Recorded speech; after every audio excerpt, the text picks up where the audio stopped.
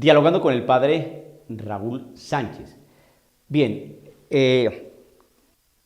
creo que es necesario hacer claridad respecto a la insistencia que a veces yo realizo, ¿no?, sobre tantas cosas que se dicen en la iglesia y que se dicen precisamente transmitiendo una mala enseñanza por parte de algunos de la iglesia, no la iglesia en general, sino de algunos que están en la iglesia y que están transmitiendo enseñanzas erróneas, como aquella del orgullo y todo este tipo de cosas. El padre Raúl ha pensado lo siguiente: voy a quedarme callado cuando me entero de tantas noticias y tantos exabruptos e inconsistencias como esta de las bendiciones, como esto de la intercomunión, como la ordenación de mujeres, como vivir y celebrar el orgullo y todo este tipo de cosas. Yo podía quedarme callado, no decir absolutamente nada, y más bien podría tocar otros tópicos, ¿no? Hablar sobre cómo se empezó a escribir la Biblia, por ejemplo, o podríamos tocar el tema de todo ese trabajo tan grandioso que hizo Santo Tomás de Aquino con la Suma de Teología o la Suma Teológica. Estudiar también los textos y tal enseñanza maravillosa de San Anselmo. Podríamos mirar algunos tópicos del catecismo de la Iglesia Católica.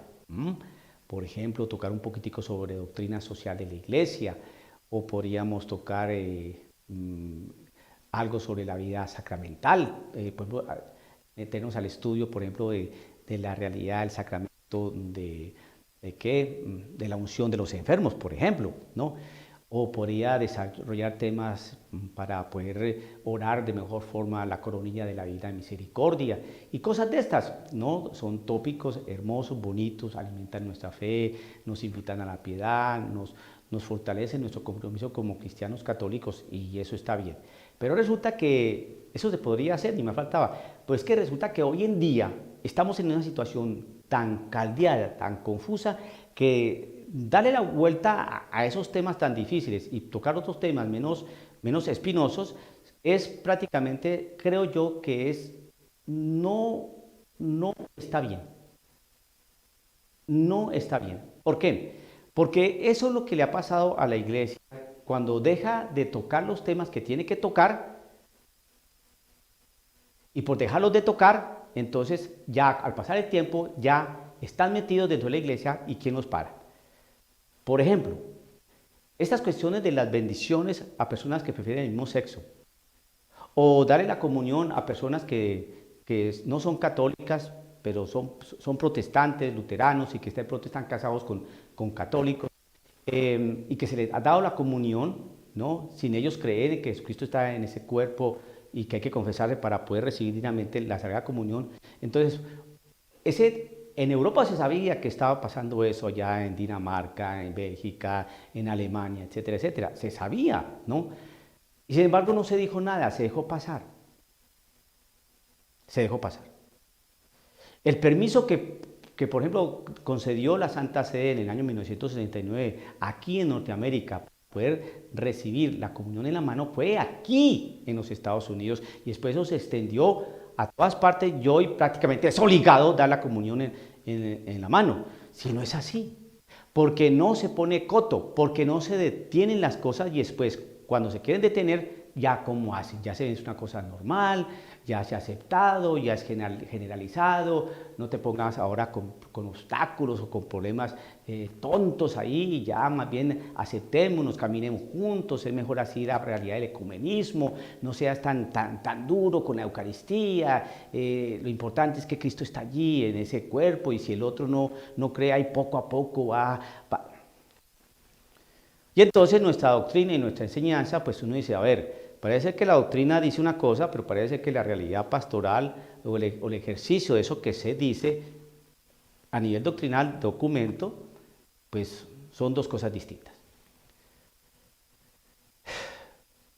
Dejamos de denunciar Nos hemos dedicado a la parte, el ejercicio de esa condición que adquirimos en el bautismo.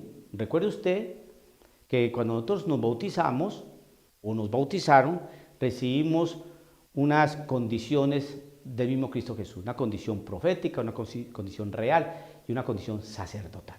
Dentro de la condición profética, entonces tenemos que anunciar la palabra del Señor, pero esa dimensión profética no solamente es anunciar la palabra del Señor, sino denunciar los atropellos, las injusticias, el desamor, la injusticia, la mentira, ¿no? Que vayan en contra de la realidad del Evangelio, de la buena noticia. Entonces nos hemos querido dedicar a anunciar y no nos hemos dedicado a denunciar. Y por no denunciar, entonces estamos como estamos. Y ya el que denuncia ya es mal visto, ¿no? Lo miran con sospecha, ese hombre está mal, le falta misericordia. Perdón, pero es que la dimensión profética es anunciar y denunciar. ¿Por qué el anunciar sí y por qué el denunciar no si tenemos esa doble dimensión? Precisamente porque ya no se quiere denunciar. Y el que denuncia, entonces es que juzga, el que denuncia es que le falta comprensión, el que denuncia es el que no entiende los contextos, el que denuncia es que no ha podido aprender, el que denuncia, no señor, por no denunciar es que vamos así. Ahora, después del Concilio Vaticano II, cuando estamos tratando de desarrollar la realidad del ecumenismo sano, es decir, de que aquellos hermanos protestantes nuestros que se abandonaron la Iglesia Católica por muchas razones, entonces a través de ese diálogo fraterno, pues decirles, vuelvan a la casa, mire que la situación es esta, tal vez pasó esto, caminemos juntos, mire esto, dialoguemos, oremos y que se acercaran. Pero no ha sido así, al contrario, en Europa ya no les importa el ecumenismo, es todo lo mismo, dicen ellos, por eso toman café juntos, ¿no? Y invitan a un luterano a que celebre con el obispo católico, pues, no importa, es todo lo mismo. Estamos trabajando el ecumenismo, y el ecumenismo no es ese. El ecumenismo no es que nos amalgamemos, sino que ellos se vuelvan católicos, y eso no se ha podido lograr. Al contrario, nosotros hemos cedido posturas en Europa, y aquí en Latinoamérica, aquí ecumenismo no existe. Existe una cantidad de sectas protestantes de corte pentecostal que lo que menos quieren es diálogo con la Iglesia Católica y menos como está ahora, y que cada día nace una iglesia protestante distinta de corte pentecostal, esas llamadas no denominacionales, que no están interesadas en hacer ningún tipo de ecumenismo ni de diálogo con la Iglesia Católica. Entonces, por lo tanto, ecumenismo en Europa no existe y aquí mucho menos. ¿Y por qué? Porque se dejó de hacer lo siguiente. Salió esa frase no tan famosa en los años 60, 70 y 80. Es que debemos trabajar en lo que nos une y no en lo que nos separa. No, señor, es un error tremendo. Se tuvo que haber tratado y trabajar en las cosas que nos separan porque ahí es donde está el problema. Ahí es donde está el problema. Y por no tratar donde está el problema, donde está el cáncer, entonces estamos viviendo esto. 50 años, llegó la primavera de la iglesia y estamos pasando por un invierno frío y espantoso. Y tan invierno frío y espantoso que aparece un señor sacerdote por allá en Nueva York, jesuita, que quiere que se celebre el orgullo durante un mes porque eso es estupendo y maravilloso. Y entonces si no se pone coto a esa expresión, mire, no solamente se va a celebrar el orgullo, sino se va a celebrar la alegría de no sé qué cosa, y se va a celebrar el festival si de cuando, porque no se pone coto y no se pone obstáculo y se ponen las cortapisas una vez. ¿Usted cree, querido amigo católico, que porque la Congregación para la Doctrina y la Fe emitió un documento para no bendecir el pecado, usted cree que eso se va a cumplir? Eso no se va a cumplir, eso se va a seguir cumpliendo, se va a seguir haciendo. La prueba está que cuando se emitió el documento de que no, ¿qué hicieron? El 10 de mayo, sí, y sí vamos a hacer, ¿y qué? Y lo van a seguir haciendo. Ese documento quedó como algo anecdótico. Bien. Entonces, el padre Raúl así se torne cansón, sistemáticamente cansón, es porque sistemáticamente nos llegan cosas todos los santos días para entorpecer nuestra fe. Y hay que decir las cosas. Y yo aquí no digo nada que no esté con la doctrina de la Iglesia Católica. Que alguien me diga dónde no hago las cosas de acuerdo a la doctrina de la Iglesia Católica. Que a alguien no le guste es otra cosa. Porque gustos va a haber. Y yo no lo voy a simpatizar a mucha gente. A unos sí y a otros no. Y eso es normal. Y no pasa nada. No nos vamos a enfermar por eso. Pero las cosas hay que decirlas. Mire, este sacerdote que patrocina, que promueve, ¿no?, que aplaude, que anima, ¿no?, el orgullo, uno dice, espérese, hermano, ¿por qué? Este hombre dice que si vamos al libro del Levítico, encontramos unas leyes que prácticamente hoy no operan. Y tiene toda la razón.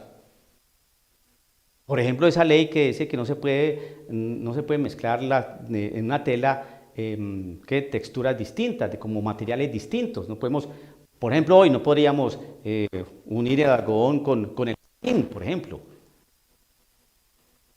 También dice que en un mismo terreno no podemos sembrar dos tipos de semillas. Pero hoy lo podemos hacer, lo mismo que las telas, pero en aquella época no. Entonces, este sacerdote jesuita dice, pues lo mismo con la realidad del homosexual, que decía, ¿no?, que no tendrá relaciones con hombre como haces con una mujer. Entonces eran leyes que están en el Levítico y que obviamente están dentro de un contexto cultural, un contexto poblacional, un contexto histórico, ¿no?, que para pasar el tiempo, pues eso ya no opera. Y efectivamente algunas leyes de esas ya no operan, pero otras sí siguen operando. Porque hay unas realidades de orden moral, de leyes morales, y otras realidades de leyes más bien culturales.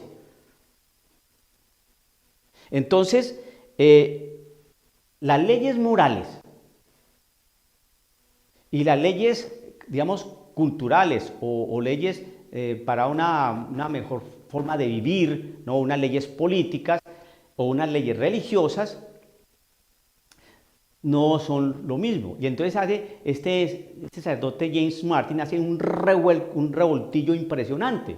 Entonces, así como hoy no es válido esa ley que decía que no se puede confeccionar una prenda de vestir con diferente material, pues eso valía para aquella época, pero hoy es distinto. Lo mismo, en aquella época se decía, no te acostarás con varón como te acuestas con mujer, pues lo mismo hoy, las cosas son distintas. Y se le dice a este sacerdote James Martin, no confunda una ley moral con una ley religiosa o una ley de impureza, por Dios.